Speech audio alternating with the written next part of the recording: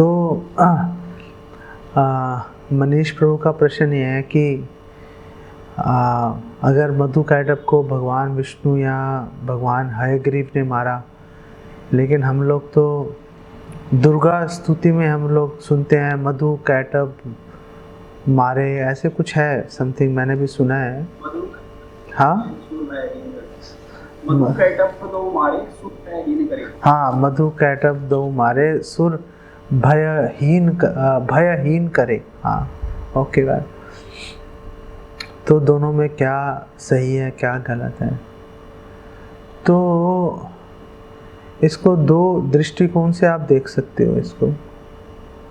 एक दृष्टिकोण तो ये है कि एक ग्रंथ है देवी भागवत,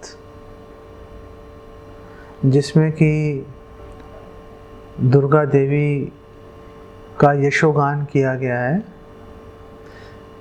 और उसमें इस तरह के प्रसंग भी मिलते हैं। लेकिन हम लोग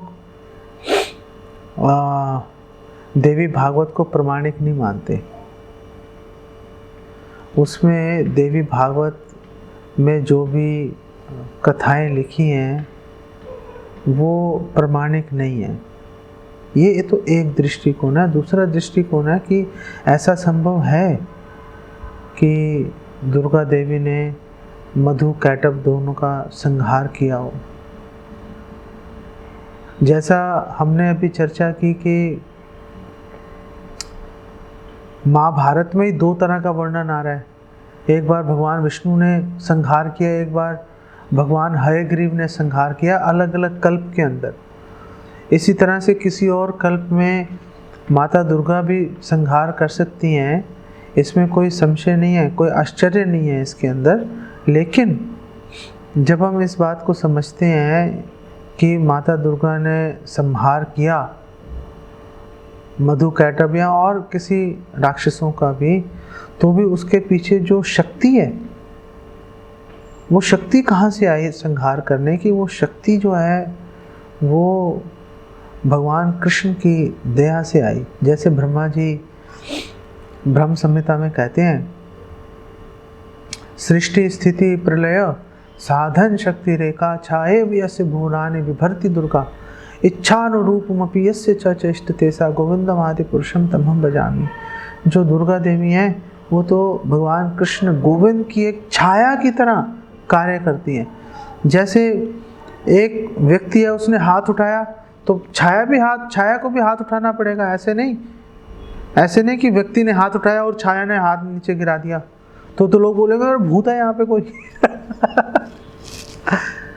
तो छाया की अपनी स्वतंत्र इच्छा नहीं होती, जिसकी छाया है उसके अनुसार काम करना पड़ेगा। इसी तरह जो दुर्गा देवी हैं भगवान कृष्ण की एक छाया की तरह, एक दासी की तरह भगवान कृष्ण की सेवा में निरंतर लगी रहती हैं, निरंतर लगी रहती हैं।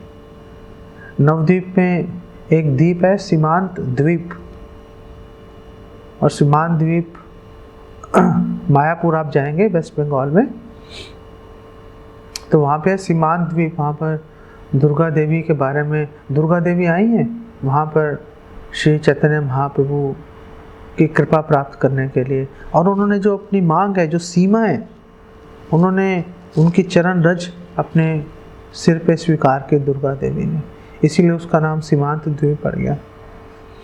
तो जो दुर्गा देवी है वो सदैव भगवान कृष्ण की दासी के रूप में अनूठा से अनूठे आश्चर्यजनक कार्य वो संपन्न कर सकती हैं। जिस प्रकार हनुमान जी हैं, हनुमान जी ने कितने आश्चर्यजनक कार्य किए। एक छलांग में समुद्र लांग गए, पूरी लंका ध्वस्त कर दी और वापस आ गए संदेश लेके, कितने राक्षसों को मार दिया। और सब लोग जय जयकार कर रहे हैं हनुमान जी के। हनुमान जी ने बोला मेरा कोई रोल ही नहीं है, मेरा कुछ श्रेय नहीं है इसके अंदर।